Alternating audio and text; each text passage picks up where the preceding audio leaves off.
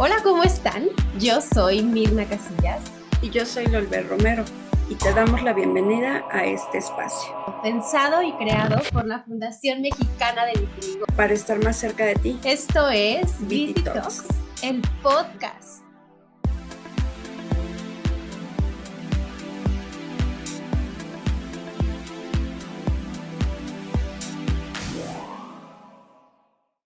Se recibe una vez más en un episodio de Viti Talks, el podcast. Como ya saben, la Fundación Mexicana de Vitiligo pensó en este espacio para conocer y aprender de nuestros grandes invitados y de su experiencia de vida. Hoy quiero compartirles un episodio muy especial, no solo por las invitadas que tenemos, sino por lo que ellas representan. La doctora Cristina Galván es dermatóloga originaria de España. Ha desarrollado su carrera en la práctica privada, también trabajó en hospitales públicos, donde se especializó en la clínica y la cirugía de cáncer de piel. Paralelamente ha combinado la docencia y la investigación científica, destacando su papel pionero a nivel internacional durante la pandemia por COVID, investigando y describiendo las manifestaciones cutáneas asociadas al virus, además de muchas más investigaciones como en otras enfermedades cutáneas, etcétera, pero esta destacó y entonces se le reconoce continuamente. Hay que reconocérsela también aquí. Uno de los pilares más importantes de su vida profesional ha sido la cooperación internacional. Escuchen bien esta palabra porque cooperación va a ser algo de lo que estaremos hablando en este episodio. Entonces, que no se nos olvide tenerlo presente. Ha participado en asociaciones con años de servicio en comunidades vulnerables, como Campamento Saharaui, como Proyecto Dermalawi, que ya iremos profundizando en estos temas. Y además ha participado con la OMS y dentro de un programa de mentoría internacional de salud global, donde aquí viene esta conexión con la doctora Karen Férez, quien también nos acompaña hoy, presidenta de la Fundación Mexicana de Vitiligo, quien muchos ya conocemos y sentimos cerca, y quien no, están completamente invitados a repasar algunos episodios y aprenderán mucho de vitiligo, la conocerán y sentirán un poquito más cerca. Y entonces, aquí estamos el día de hoy, listas para esta charla que estoy segura que marcará de manera distinta un episodio con profesionales de la salud. Aquí hemos hablado un poquito con temas de dermatólogos y otros especialistas médicos y nos damos mucho al aprendizaje de cosas clínicas, técnicas, de cosas que tenemos que saber. El día de hoy, por supuesto que esto será reforzado, pero encontraremos ese lado un poco más humano, encontraremos un aprendizaje un poco más profundo y estoy segura que será un gran episodio. Bienvenidas, estoy feliz de tenerlas en este espacio y de conocer un poco más de ustedes. Doctora Cristina Galván, un honor. Bienvenida. Muchísimas gracias. Qué buena introducción. Y yo sé que no debo dirigir este episodio, pero no puedo dejar de empezar diciendo que me siento súper orgullosa de estar aquí. Muchas veces me hablaba Karen de este proyecto que tiene la Fundación Mexicana del Vitiligo y lo considero maravilloso, súper adecuado para apoyar a las personas, para hacer la información accesible. Y bueno, yo jamás hubiera pensado que podía hacer aquí algo, pero la doctora Karen me ha enseñado que sí, y es cierto que la vida es un todo, es un conjunto. Entonces con la experiencia en distintas cosas, ¿por qué no? Yo aprendo de ustedes y bueno, aprendemos entre todos. Muchísimas gracias por invitarme.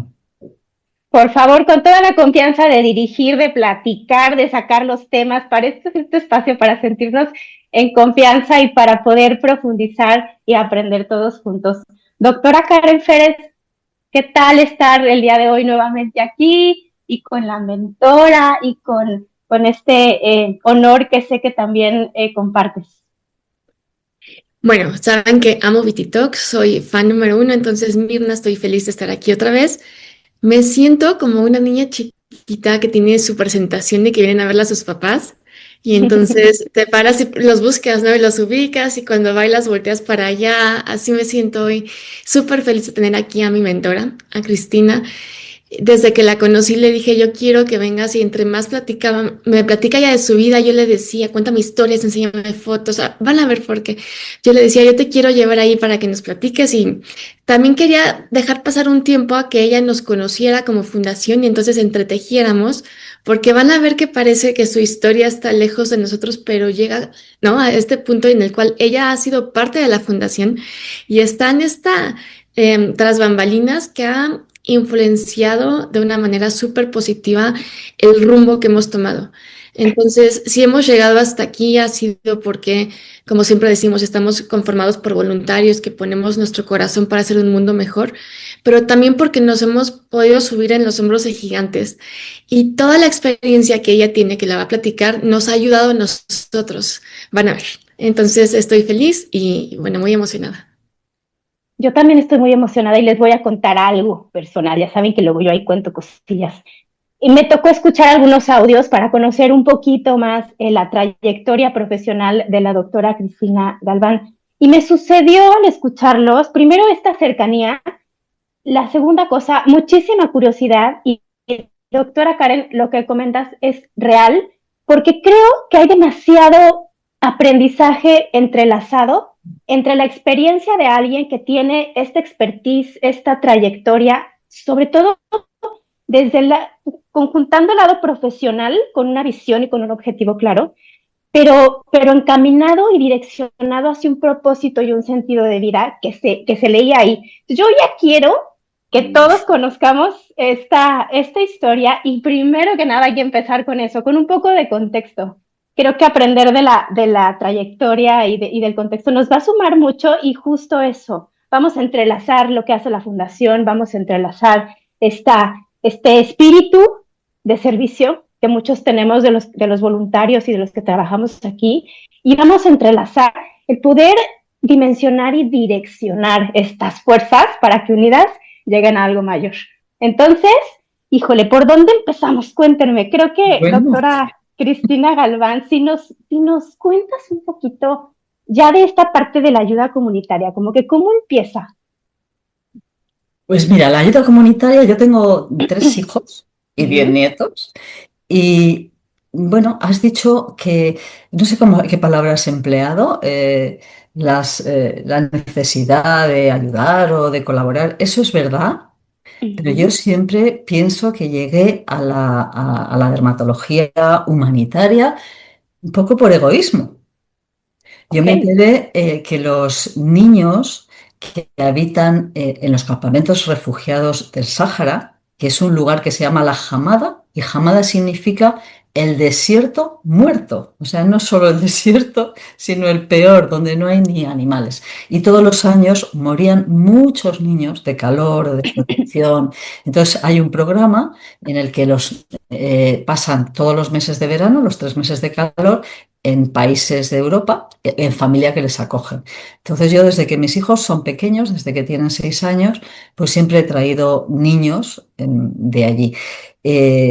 Esto, por un lado, te da la gran satisfacción de ver que con lo poco que tú haces, que es seguir con la vida de tu casa, no haces nada más, pues consigues pues, ponerles al día en nutrición, en eliminarle los parásitos, en hacerle las revisiones médicas que no pueden hacer, en llevarles al dentista, etcétera, etcétera.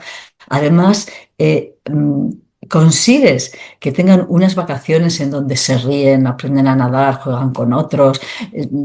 Una maravilla, la verdad, que te llena de satisfacción, es decir, con lo poco que estoy haciendo, ¿cómo me está llenando esto de luz, ¿no?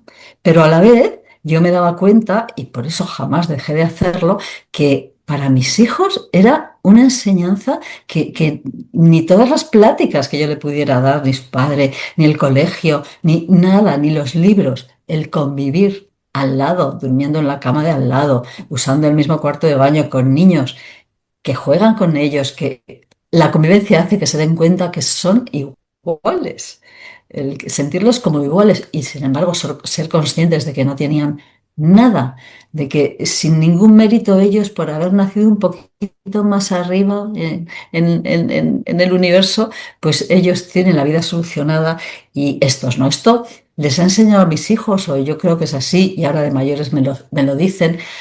a dar importancia a las cosas según la tienen, ¿no? Pues es que no me llevas a McDonald's y eso es una cosa horrorosa cuando resulta que están con un niño con el que se pelean y juegan que a lo mejor solamente come harina durante muchos meses y que no tiene agua, por ejemplo, ¿no? Entonces esto es una educación sin palabras, la educación de la vivencia, de la convivencia, que a mí pues me hizo mucho bien, pero creo que de una manera egoísta, pues hacía que a mis hijos también. A veces era difícil porque como yo soy médico, pues en vez de mandarme niños sanos, me mandaban niños enfermos que necesitaban operaciones, que tenían algún tumor. Entonces, son cosas difíciles para vivir dentro de una familia con niños pequeños, pero también de eso se aprende mucho.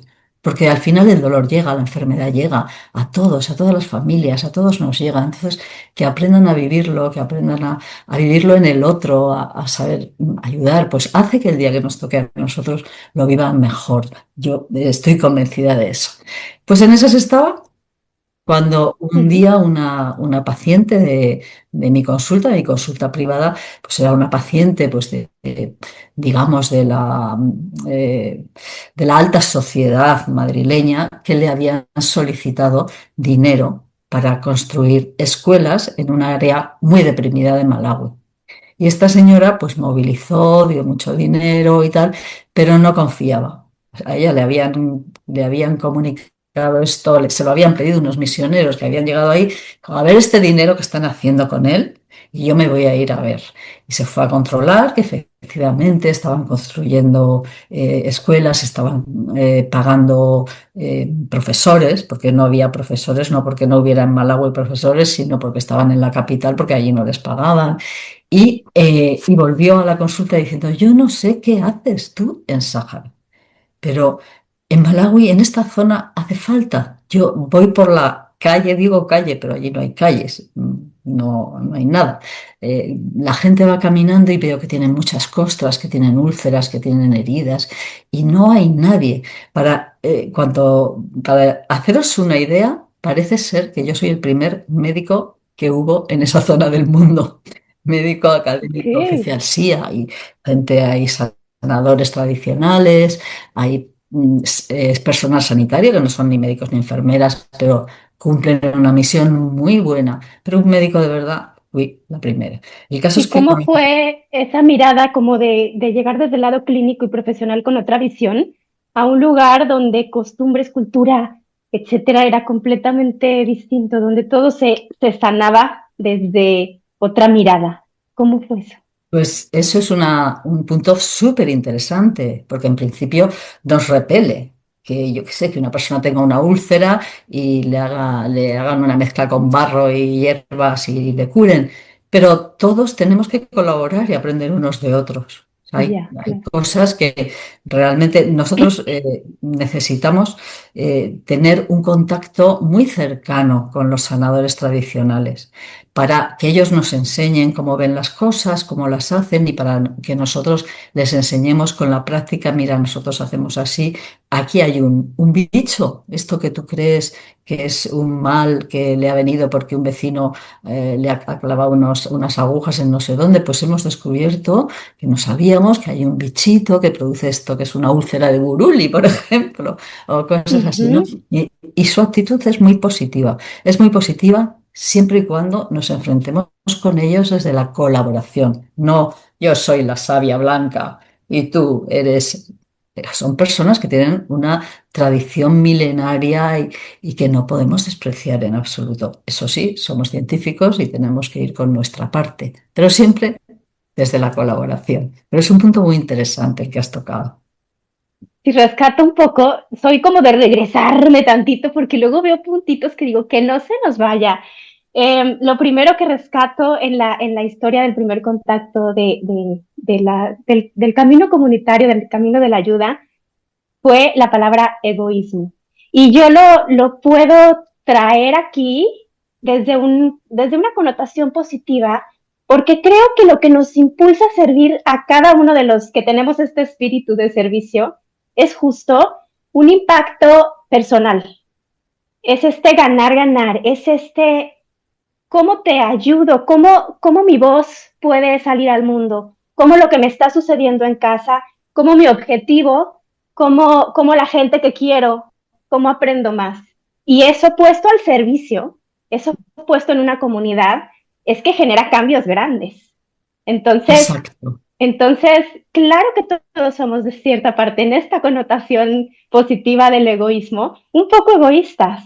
Y este es Mm. el motor y la motivación, lo que nos mueve a encontrar lugares donde podemos poner esa energía para entonces, bien dirigidita, empezar a cambiar al mundo. Siempre hay aprendizaje, siempre hay ganancia de regreso, siempre hay pues algo que uno no sabía que iba a obtener cuando está dispuesto a ponerse al servicio de los demás. Entonces, primero, destacar que esta motivación interna que tenemos como individuos, como seres humanos dentro de la fundación, todos los colaboradores estamos aquí porque algo nos mueve, algo queremos lanzar la voz propia y no sabemos cómo. Y hay lugares y estructuras únicas como estos movimientos grandes que nos ayudan a encaminar toda esta energía y toda esta fuerza. Entonces, primero esa parte y la otra parte es la colaboración entre la forma de comunicar. Yo aquí leo una comunicación como muy cercana, doctora Cristina Galván, como llegar a un lugar y poder entender desde el lado más humano el entorno, el diálogo, cómo se habla, cómo se dice, entender las costumbres y poder llegar de la mano de la ciencia y decirles, híjole, ¿qué crees? No le estás haciendo tanto bien como quisieras, porque esto ya se investigó y te presento esta opción que te podría ayudar. Sin, sin cambiarles el criterio, sin cambiarles sus creencias, pero entonces de la mano. Ya me imagino yo cómo ha sido poder conectar entonces y por qué existe esta trascendencia. Y también, doctora Karen, creo yo que ya veo yo por qué dentro de la mentoría y dentro de haber llegado a estos lazos, por qué todas estas historias y anécdotas suman como experiencia y como expertise como profesional, pero también van dirigiendo hacia este tema que vamos a tocar mucho hoy, que es la colaboración y la cooperación para crecer todos juntos, ¿no? Si se tiene un objetivo, híjole, qué maravilla. Doctora Cristina, ahora sí continuemos, porque yo dije, si no decimos esto tan importante, se nos va a pasar. Entonces, llegaron a Pues Malawi. nada, es que no puedo estar más de acuerdo. O sea, es un egoísmo muy sano. A ver, por muy vocacional que uno sea, yo me considero una médico muy vocacional. Cuando era muy pequeñita, yo le decía a mi padre, papá, yo de mayor, yo debía tener 5 años, quiero ser médico de pantalones. Cuando yo era pequeña, no había doctoras, había enfermeras que llevaban faldas. Y decía, yo no quiero ser esto, yo quiero ser médico. Entonces, lo traducía en médico de pantalones. Mm. O sea, soy muy vocacional, me lo paso muy bien en la consulta, me emociona el proceso de diagnóstico unido a la relación con el paciente. Yo he estado alguna vez de baja por enfermedad y he estado sin trabajar y unas semanas después he ido a trabajar y me he emocionado. Qué bonito es el proceso diagnóstico, aunque sea de una enfermedad común. Sí. Vienes de lejos del paciente, me va a decir esto, te dice, y eso se une a sus sentimientos, a su manera de ser. Bueno, que me enrollo. Soy muy vocacional, pero en todos los trabajos y en el nuestro también existe el tedio, existe la sensación de que te Mm. explotan, existe la sensación de que no tengo en el hospital, no me dan el material que necesito. Existe ese tipo de agotamiento o todo lo que yo hago no sirve. Y de repente llegas a un lugar donde eso poquito que tú sabes hacer bien, y además sabes hacerlo muy bien. Yo no sé hacer muchas cosas bien, pero lo mío sí, resulta que es súper eficaz. ¿Qué satisfacción más grande que esa? Es, es Sí. ese egoísmo positivo que tú dices, ¿no? O sea, no creo que nadie hiciéramos cooperación de una manera estupenda si no somos capaces de sentir esa satisfacción por ver lo que se ha solucionado y por la satisfacción que te da el que tu pequeña colaboración en esta pequeña parcela ha sido así de buena. Yo, por ejemplo, me acuerdo la primera vez que fui, que no sabía ni siquiera si iba a haber pacientes, porque me presenté allí hice un proyecto, solicité una beca y me presenté con medicamentos porque no conseguí ningún dato de allí del ministerio de pacientes y aprendí varias cosas. Lo primero que aprendí de una manera impactante, como si me hubiera caído una maleta encima. Aquí es necesario esto, hay que seguir adelante y por eso me lié y al final organicé el proyecto en el que ahora somos 60 dermatólogos. Segundo, yo soy una dermatóloga entradita en años, soy considerada experta, se me pide que vaya a hablar a la OMS, a no sé qué, a congresos y desde que he llegado aquí no paro de aprender. Aquí hace falta que vengan dermatólogos jóvenes porque un mes aquí Mm. aprenden más que un año en una residencia del mejor hospital de más alto nivel de Europa, ¿no? Y tercero, eh, a lo mejor yo estoy enseñando mucho a los sanitarios, estoy enseñando mucho pues, a los padres de las escuelas cómo tienen que cuidar los niños, ¿no? Estoy enseñando muchas cosas, pero te das cuenta de la cantidad de cosas desde el punto de vista no académico, sino humano, que esas personas te están enseñando a ti. Encima sin parecer que te están enseñando, sin hacerse los sabios. Y encuentras su resiliencia, su capacidad de aceptar las cosas que le han tocado, su capacidad de escucha, su capacidad de acogerte, aunque pues somos un extraño descolorido con mala cara para ellos. Allí en Malawi son muy guapos, de piel muy, muy oscura y bueno, el estar gordito se considera una cosa positiva. Hay muy poca gente que esté gordita, pero es como un honor y de repente viene una pálida flaca, pues aún así, aún encontrándose con una persona así, te sientes acogida, te sientes que te agradecen un montón, te sientes que te traen la mazorca de maíz que acaban de conseguir Mm. de su tierra y yo qué voy a hacer con esto, ¿no? Pero es esa sensación de agradecimiento. Esto respecto a lo primero que decías del egoísmo. Y lo otro yo creo que ya lo hemos comentado, la necesidad de actuar siempre desde el respeto. Esto del síndrome del hombre sabio o del hombre blanco, que suena muy mal, pero es así, es muy dañino.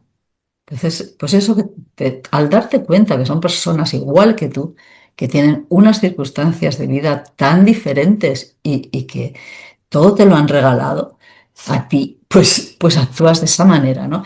Y a veces no actúas y tienes que darte cuenta, oye, para, date cuenta, respeto. Vamos a ver si sus costumbres son que no se hace esto, no se hace eso, tendré que hacerlo de otra manera.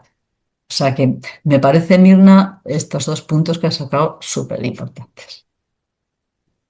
Y la verdad es que dentro de estas experiencias de vida, lo que yo veo es que más allá de- del objetivo y de poder tener los pacientes a los que se beneficiaron, hay un intercambio de aprendizaje siempre en cualquier situación de vida en la que nos encontremos.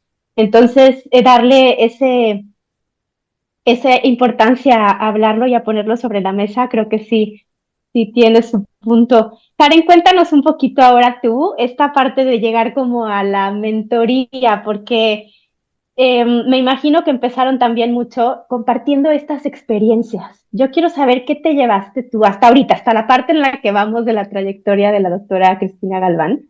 Como qué te, qué te deja desde el lado profesional, pero también como estos aprendizajes justo de los que hablamos, de este intercambio de aprendizaje, de ir conociendo cómo sí la vocación de la que hablamos, sí el profesionalismo y el objetivo muy claro, pero también el ir reconociendo este aprendizaje continuo te va a ti sumando en tu experiencia como profesional y como persona. Va a parecer que está muy lejos. O sea, Cristina platica de esta comunidad rural en África y nosotros aquí estamos en la Fundación de Vitiligo en México. Y de En un Zoom en vitiligo, internet. claro, y de vitiligo nadie se muere, ¿no? Que este es el tema siempre, ¿no? De que ¿por qué tienes una fundación de vitiligo? Si el vitiligo no pica, no duele, no pone en riesgo la vida, vete a cuidar a los niños de África. Esa es en general la cara que me Mm. ponen cuando me presento. Sin embargo, hay todos estos puntos en común. que empezamos las dos con un proyecto de la nada. Empezamos con algo que no existía y primero tienes que creer en tu proyecto y luego tienes que encontrar gente que crea en tu proyecto y luego tienes que mantener tu proyecto. Y todos estos pasos requieren visión, misión y apoyo alrededor. Esto es muy difícil. Cuando yo empecé con la fundación, yo decía, no puedo yo ser la única persona que haya hecho esto antes. Tiene que haber alguien que ya pasó por aquí que me pueda decir, porque yo tengo muchas preguntas, muchísimas. Y aquí es donde se juntan los puntos en cuanto a que hay todo este aprendizaje desde cómo conseguir apoyos. Ay, Cristina tiene, bueno, historias, ¿no? Hasta el quirófano que pusieron ahí, conseguirles agua para el quirófano, ir a tocar puertas, ir a presentar tu proyecto, pero también hay que manejar personas, hay que buscar colaboradores que estén cerca de ti, que puedan llevar la misma visión contigo, se presentan problemas por ahí, siempre hay asuntos. Entonces, ¿qué me llevo yo de todo esto? Pues todo. Desde la parte filosófica, que esta parte del amor, del corazón, de ir adelante, que esto siempre lo hemos tenido las dos perfectamente alineado y desde nuestra primera reunión fue súper bonito. Pues ella luego vio la fundación en cuanto a lo que estamos haciendo bueno, nos aplaudía y nos decía cosas lindas. Pero también la parte de atrás de cómo conseguir un apoyo, cómo llevar a la gente. Y después viene el punto más importante que es cómo mantener esto. Entonces ya seguirá ya en su historia, pero todos estos son aprendizajes de alguien que está llevando un proyecto que les digo, parece súper lejano, pero al final es lo mismo. Queremos ayudar, tenemos mucho corazón, pero eso no basta. Las buenas intenciones no alcanzan, hay que saber hacerlo. Ya, entonces veo aquí también la importancia de esta mentalidad como de un liderazgo activo y resolutivo. Ajá, no solamente basta la inspiración, no solamente bastan las ganas ni la información para compartirla. Aquí hace falta doblarse, arremangarse y entonces entrarle a encontrar situaciones complejas y retos que hay que solucionar. Y hay que ver entonces un panorama un poquito más amplio. Ok, si vengo aquí a ayudar, ya llegué a Malawi, ya vi que la fila de pacientes sí requieren de mi ayuda profesional, ya vi que me voy a comunicar con las personas que están aquí y que tienen estas costumbres, cultura y que yo les puedo ayudar a ver la salud de una manera un poco más diferente y que les va a beneficiar. Pero, ¿y ahora qué hago? ¿Ahora con qué recursos? Entonces me gustaría saber un poquito más de esta parte que estamos aprendiendo todos de estas experiencias anecdóticas. Efectivamente, porque por mucho que seamos voluntarios y los médicos que vamos allí, desde cuando fui yo sola hasta ahora, que ya te digo que son muchos, por mucho que nosotros no lo hagamos de una manera altruista, sin cobrar ningún dinero, pues hace falta un montón de gastos para, yo qué sé, pues por ejemplo esto que dice Karen, en un lugar donde no había ni agua caliente ni electricidad. Y hay, por ejemplo, muchos albinos. Los albinos son personas que carecen de tono de color en la piel y entonces no tienen las defensas contra los rayos solar. Y albinos desde muy pequeñitos con unos tumores malignos horrorosos que cuando llegamos allí pues algunos se nos han muerto porque ya eran demasiado avanzados, ¿no? Y entonces pues eso conseguimos a través, contando, transmitiendo nuestro ánimo, nuestras ganas de hacer, nuestra ilusión, explicando todo lo que estábamos haciendo, las necesidades, pues logramos que nos construyeran un quirófano y que llevaran la electricidad que es muy complejo desde la ciudad. Y el agua, o sea que son cosas que hacen falta y que poco a poco se han ido consiguiendo. Yo creo que para que colaboren contigo, tienen que ver claramente que tú trabajas. O sea, a nadie le dan nada porque tiene un proyecto teórico estupendo. Tienes un proyecto que tiene que estar muy bien estructurado, con una buena manera de controlar sus avances o sus no avances. Yo, por ejemplo, el primer año que fui con un programa de ordenador que me hice para recoger absolutamente todo el trabajo que hacía, que me decían los misioneros. eres tonta, tuve pacientes y ya está. Y decían, no, y gracias a eso, pues al año siguiente, bueno, que fueron 6 meses después, yo sabía qué medicamentos tenía que llevar, qué medicamentos no. Gracias a eso, por ejemplo, a la cuarta visita que hicimos, pues comprobamos que había una tremenda epidemia de sarna y que había que atajar porque era horroroso, o sea, el 38% de las personas estaban afectadas, familias enteras. La sarna es una enfermedad que se cura con facilidad. Bueno, ahora hay algún problema de resistencias, pero se cura fácilmente y si no se cura, pues no puedes dormir, no puedes trabajar, no puedes atender en el colegio y se produce una infección sobre las lesiones de sarna que te rascas, que te destroza hasta el corazón y los riñones. O sea, es una cosa tonta, pero es importante. Entonces, gracias a que el trabajo se hace bien, o sea, no porque esté en una zona rural empobrecida, voy a dejar de hacer las cosas bien. No voy a poner los antibióticos que sean más baratos, voy a poner el antibiótico que es adecuado. No voy a decir esto lo congelo cuando esto necesita una operación. Pero hay muchas veces a donde no llegamos, pero a donde llegamos siempre hacen falta medios. El primer año, por ejemplo, lo primero que pude llevar, fue muy celebrado, me llevé un microscopio muy bueno y un equipo como de laboratorio de microbiología portátil en una maletita. Pues ese año pudimos hacer un montón de ver qué bacterias había para diagnóstico de lepra, para un montón de parásitos, un montón de cosas para tratar a nuestros pacientes de la manera mejor posible, porque tienen el mismo derecho a la salud que tenemos nosotros. Entonces, todo eso necesita pues muchos apoyos y muchas ayudas. Y ya te digo, lo primero es que vean que tú tienes un proyecto serio, que tienes una manera de controlar los gastos y la eficacia de tus acciones, y luego, pues, saberte de memoria dónde están las convocatorias importantes, presentarte a las que se adecúan más.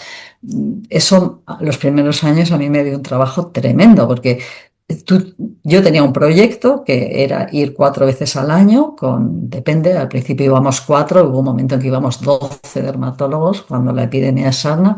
Eso necesita mucho dinero, hay que mantenerles allí, hay que tener autobuses para ir de un lado a otro, etcétera, etcétera. Y claro, aunque tú tengas un proyecto, las convocatorias no se parecen nada una a otra. Nunca te vale lo meto aquí. No, siempre hay que adaptarse. Este es mi proyecto y lo adapto a esta convocatoria para... Y gracias a Dios nunca ha faltado. También es verdad que en los primeros años yo creo que Dermalawi, que tuvo que hacer unos gastos muy grandes, salió adelante gracias a mis pacientes. Yo siempre me he considerado muy afortunada en mi consulta privada porque siento que mis pacientes eran personas excepcionales y como mi familia. Cuando tuve que dejarla era como si me hubiera quedado sin gran parte de mi familia. Y cantidad, yo tenía un dossier en la sala de espera y cantidad de ellos hacían una suscripción a través de una fundación. Entonces, claro, a lo mejor pues uno daba 50 euros cada mes, a otro daba 5 euros cada mes. Igual de valioso el de uno que el de otro, ¿no? Cada uno según sus posibilidades.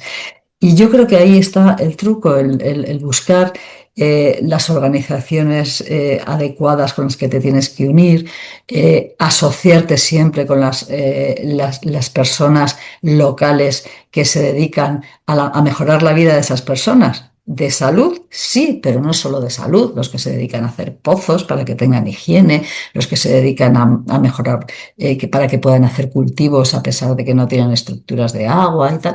Pues todas esas cosas, con todas esas personas te debes asociar de manera que tu proyecto se vea sostenible, integrado a largo plazo y que esté en manos de sus interesados, no en manos de la presidenta y de los misioneros, no, que esté en manos del que necesita el proyecto que estás poniendo. Yo creo que ahí está el truco para conseguir apoyos y ser sostenible a largo plazo.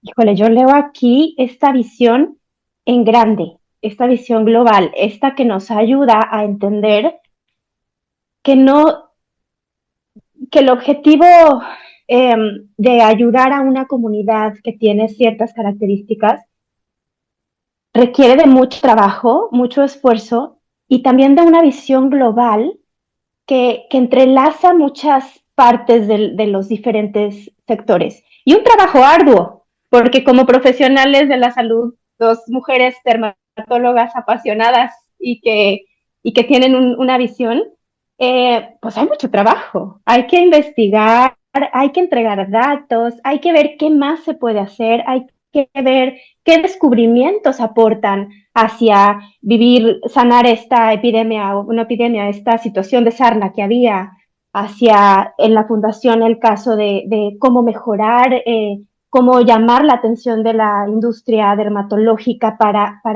que se enfoquen en nuevos medicamentos y nueva investigación. Hay mucho trabajo atrás y hay una visión que como colaboradores y que los que observamos el fin último y el beneficio último no nos estamos dando cuenta. Y qué bueno que lo estamos hablando porque de esta manera entonces entendemos un poquito de las piezas que mueven una organización a nivel global y del beneficio y lo optimizado que puede ser estas colaboraciones y estas cosas. Sí se ve que la piel de estas personas en estado vulnerable está afectada y a lo mejor atenderlas de manera adecuada con el antibiótico adecuado puede solucionar ese problema y si entonces se les enseña a hacerlo de esa manera, listo, quedó. Pero ¿qué tal que el pozo no estaba listo? ¿Qué tal que no tenían agua? ¿Qué tal que los recursos ya no están viendo a esa comunidad? No había que comer. Entonces, ¿cómo de manera global funciona? Y yo creo que aquí Karen nos va a contar un poquito de cómo estos eslabones y dinámicas se tienen que ver también. Es un concepto muy bueno que tengamos, que platiquemos aquí en VT Talks, de que una fundación no es un lugar para llegar a estirar la mano. Una fundación es una comunidad donde cada quien aporta desde donde puede.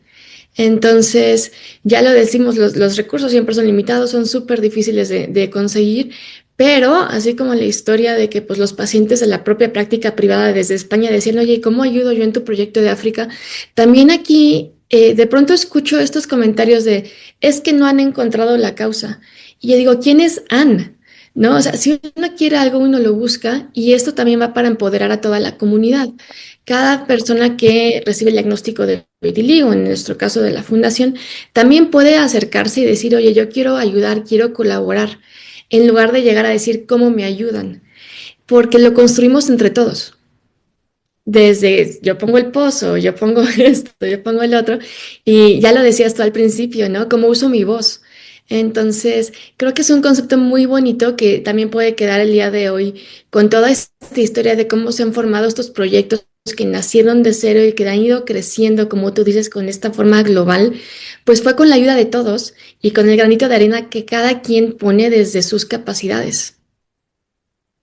Sí, ya se decía aquí, había quien aportaba 5 euros y había quien aportaba un poco más porque estaba dentro de sus capacidades. Y hay quien aporta la información para contactar con el del pozo, y hay quien aporta la presencia en el lugar y regala un folleto, y hay quien le da clic a la fundación, y hay quien... Entonces todos tenemos estas características para que este impulso interno tenga una voz más grande en un lugar organizado como una fundación. Entonces, qué padre. Yo decía, claro que la doctora Karen nos va a contar toda la trayectoria. ¿Qué creen? Llevamos un tiempazo y hemos platicado poquito. Y esto se puede seguir por horas. Pero entonces ya habrá otra oportunidad, doctora Cristina, si luego nos da otra oportunidad para seguir platicando. Me gustaría ir hacia cómo nace esta mentoría y entonces ya el vínculo entre ustedes dos. Y estoy segura que de ahí vamos a rescatar otras cosas muy valiosas. Cuéntanos, tú Karen, ¿cómo fue? ¿Tú lo buscaste? ¿Cómo llegó? Es un programa muy bonito creado por una dermatóloga, Esther Freeman, que busca esta colaboración global, se llama GlowDerm, ¿no? Global Dermatology, y básicamente contactan a personas que tengamos un proyecto. La mayoría vivimos en países que están en buena oportunidad de ser ayudados, con un mentor del mundo que también es dermatólogo y que ha trabajado de esta forma comunitaria, global, de ayudar. Entonces tienes personas de todos los lugares con corazón bien bonito. ¿no? En mi generación de los mentoreados estábamos de Chile, de Nepal, de la India, de Etiopía, de Nigeria, Kenia, mm, pareados con mentores de todo el mundo. Es una magia muy bonita y dicen que hay una forma de parearte con tu mentor que te hace como este clic perfecto y no sé cómo le hacen, pero lo hicieron precioso con nosotros. Lo veo, lo veo. Doctora Cristina, cuéntanos un poquito de esta mentoría, cómo llegan ahí y, y me parece maravilloso, antes de entrar aquí en los detalles, poder entender cómo la experiencia, decía Karen al inicio, nos ponemos en los hombros de gigantes y lo veo. Entonces, cómo poder bajar un poquito de esta experiencia y dirigirla desde este lado y este corazón humano que veo que definitivamente hubo una conexión entre sus visiones del Bueno, mundo. voy a ser un poco desordenada porque voy a Perfecto, traer un tema de antes porque me parece perfecto. que va a enlazar aquí. Karen decía que tenía que escuchar a veces, ¿por qué te dedicas al vitíligo si nadie se muere de esto? Vete a África y tal. Y yo me acuerdo en conversaciones con ella el contarle que yo iba a África y venía una persona con vitíligo y a la siguiente venía una persona con lepra y a lo mejor para la persona de vitíligo era más importante su problema por las connotaciones sociales que tiene allí el vitíligo que la persona de lepra. O sea que nosotros tenemos una valoración de las enfermedades como lo que mata y lo que no mata, pero ahí la valoración es mucho más amplia. O, por ejemplo, yo me acuerdo de la persona más mayor que yo he atendido allí, que era un señor de 75 años. Allí la esperanza de vida es de 60. Y un señor de 65 años era un ancianísimo, ancianísimo, y que tenía unas pequeñas manchitas aquí, sin ninguna importancia. Y venía las campañas a la consulta. Yo no quiero tenerlas, que me hace muy feo. Y a mí me encantaba escuchar a ese señor, un señor que le tenían que ayudar para comer, que no tenía nada, pero a él, ¿por qué le iba a gustar a él tener unas manchas que no le gustaban? Me encantaba, ¿sabes? O, por ejemplo, estas personas que daban 50 euros todos los meses y decían, ahora me da vergüenza que usted me ponga Botox, doctora. Pues no. No, una cosa no quita lo otra, no vamos a todos hechos una porquería porque resulta que el otro no puede, al revés, vamos a hacer que el que no puede. Bueno, esto no tiene nada que ver con lo del mentorazgo, pero quiero hacer la comparación. El mentorazgo efectivamente une a personas que están empezando con personas que tienen mucha experiencia porque han trabajado mucho en proyectos comunitarios de dermatología global. Pero como experiencia, esta unión de mentor con mentorazgo es tremendamente iluminadora para el mentor. Yo me considero, para el mentorado, o el mentorizado, perdón, yo me considero que lo único que he hecho es mirar a la cara y escuchar a Karen e intentar ponerle luz en todas sus dudas, sus trayectorias, sus caminos divergentes, cual tomo, y yo pongo luz para que ella decida. Yo no hago otra cosa. Y a lo mejor le cuento, mira, a mí me pasó una vez esto por si te sirve. Pero quien ha hecho todo es ella, quien ha decidido todo es ella. Entonces yo le pongo luz. Pero resulta que el hecho, y esto no solo con Karen, sino con los otros mentorizados que he tenido, el, el mentor se llena de luz también que te la da un espíritu joven, una persona con ganas, una persona con unas capacidades que tú no tienes, porque la gente joven pues tiene muchísima más capacidad con los idiomas, con la informática, con no sé qué, y eso te hace te sentir admiración por ella. Yo creo que es un programa de extrema utilidad y también muy satisfactorio, pero no tengas ninguna duda de que es bidireccional. Yo me siento súper agradecida a haber tenido los mentores que he tenido en el hotel. Y el otro día le contaba a Karen que no se lo quería contar porque quería que fuera una sorpresa, que desde hace 2 años tengo una mentora ilegal, una mentorizada, perdón, ilegal, que es una persona que me solicitó que yo fuera su mentora y que llevamos estos años con un trato muy, muy, muy cercano y que esta semana, fruto de la mentorización, ha sacado un libro, que era lo que al final pues decidimos que ella quería, y es una mujer de 86 años. Entonces, son cosas que dices, bueno, el vivir tan de cerca como a estas edades se puede mantener la ilusión, se puede tener 80.000 enfermedades como tiene la pobre, pero sentirse feliz porque hace algo que quiere, porque investiga, porque sus investigaciones buscan un camino y salen a la luz de otra manera.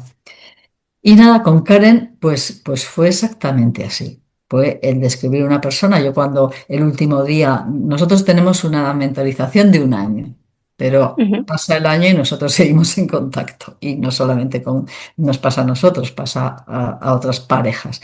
El día que llegó el final, yo no sé si Karen se acuerda, nos hicieron pasar para hablar cada una un minuto de lo que pensamos de nuestra mentorizada, perdón. Y yo dije, el día que conocí a Karen, yo me di cuenta claramente que estaba delante de una líder. Pero ha pasado el año, nos hemos ido conociendo, hemos andado camino, dificultades, problemas, eh, cosas buenas juntas y poco a poco, viendo cómo es su interés por mejorar, cómo es su empeño por apoyar a las personas a las que está dedicada su fundación, son sus ganas siempre de mejorar, de hacer las cosas mejor, ¿eh? De cambiar de camino, de dar la vuelta cuando es necesario. Viendo todo eso de ella durante un año, es cuando de repente me di cuenta, ella me iluminó y me dio la luz, esto es lo que es un líder. Hablando de liderazgo, no quería dejar pasar una parte importante que es el, el meterse, el vivirlo, el ser un líder activo y proactivo, pero también un líder con claridad y con objetivos, pero también un líder que sabe acomodar las piezas del rompecabezas en el lugar en el que van, que sabe delegar, decidir, dejar ir para continuar y para entonces ser trascendente. Doctora Cristina, con un poco un muy poquito que hemos conocido de esta trayectoria, yo puedo ver cómo han pasado de sí la colaboración, pero hacia un proyecto, hacia otro y hacia otro, lleno de círculos virtuosos que suman de aprendizaje, pero que el poder pasar de uno a otro significa que estos proyectos continúan trabajando y que terminan siendo autónomos y que entonces trascienden. Y un líder, hablando de liderazgo, es que eso hace. Yo veo aquí, estoy hoy con dos líderes y entonces entender que el reconocimiento, que la satisfacción, que el impulso personal es muy importante, pero que mi voz, si la acomodo en el objetivo final, esto trascenderá a nuevas generaciones, trascenderá a los nuevos dermatólogos jóvenes que llenan de luz a los grandes y que les enseñan cómo que hay esta aplicación nueva, cómo que... Y encontrarán sentido y propósito sin importar la edad para aquella que escribe un libro a sus 80 años. Entonces, ese es un líder que acompaña el propósito, el sentido de vida, que lo acomoda y que permite que trascienda. Entonces, sí es muy importante el reconocimiento, el autorreconocimiento, el decir, híjole, sí me está costando trabajo, híjole, no era tan fácil como pensaba, híjole, estoy dando pasos firmes, híjole, mira dónde estamos ahora. Híjole, esta decisión no me gustó, pero ¿qué tal esta que me hizo trascender fronteras y hoy estoy con una mentora de otro lugar del mundo, en una institución internacional y global, y no olvidar jamás el objetivo? Y me gustaría entonces preguntar algo como, doctora Galván, si si miramos a las nuevas generaciones, a los niños, em, y podamos darles un mensajito de este liderazgo organizacional, pero de corazón, ¿qué, qué valor podría permanecer intacto para, para poder abordar ese liderazgo, sin olvidar el reconocimiento, pero no creérselo tanto como para poder dejar ir esos proyectos que se sienten propios? Bueno, para mí, si quiero hacer algo para mejorar este mundo que está lleno de pupas que no me gustan nada, si quiero hacer algo, tengo que hacerlo con los niños. Puedo poner un ejemplo que no tiene nada que ver ni con este mentorazgo ni con la dermatología. Yo soy una apasionada de la ornitología. Y cuando he tenido oportunidad, porque he tenido que ir a dar charlas a Malta, pues siempre que voy a Malta para dar una charla, procuro quedarme un día más para anillar aves allí. En Ujú, España tenemos los toros. Es el deporte nacional, que pues el toro, te guste o no te guste, pero el toro sufre, le clavan, le matan, le no sé qué, le no sé cuál. Pues igual que en España hay los toros, el deporte nacional en Malta es matar pajaritos, cuantos más especies mejor, y hacer o una foto o un dibujo, porque ni siquiera se los comen, allí no necesitan comer. Y el museo, por ejemplo, está lleno de cuadros de aves maravillosas matadas por matar, ¿no? Y hay mucha polémica, mucha lucha, que unos quieren, otros no, no sé qué. Yo cuando voy a anillar en España somos 4 adultos. Cuando voy a anillar en Malta somos 4 adultos y 80 niños. Y los niños se los saben todo, conocen a todos los pájaros, los adoran, se intercambian para hacerles volar después del anillamiento. Y entonces yo cuando veo eso me emociono y digo, estos niños no van a matar pájaros porque sí. Al revés, van a cambiar el mundo. Pues con esto pasa lo mismo. Bueno, hay cosas que solo pasan cuando tienes unos años, ¿no? En mi familia, por ejemplo, a mí me han protestado mucho mis hijos y mi marido, porque faltas, porque te vas. Siempre me han apoyado, no puedo decir que no, pero esas cositas, y tú no estabas, y yo estaba malito, en fin, cosas que dan pena, me dan pena. Pero ahora pasan los años, son mayores, y dicen, mamá, ¿cómo me ayuda el ver cómo tú hacías esto, aunque tuvieras que sacrificarte, aunque tuvieras que dejar de ganar dinero 3 semanas cada 2 por 3 para estar en Malawi? ¿Cómo me ayuda? Porque ahora que me surge a mí esto, tengo ganas de hacerlo. Entonces, ujú, el trabajar con los niños es imprescindible, pero más que las pláticas es el ejemplo.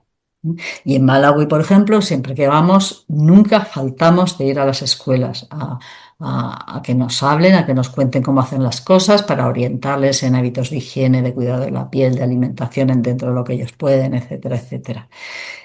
Eso por un lado. Por otro lado, el liderazgo no es liderazgo si es ¿cómo se dice? Cuando manda solo uno. El líder tiene que rodearse de gente que le interese la causa, escucharles mucho, saber qué quieren, qué ideas aportan y ser a la vez muy firme, porque esas ideas pueden ir a favor del proyecto o hacerle daño.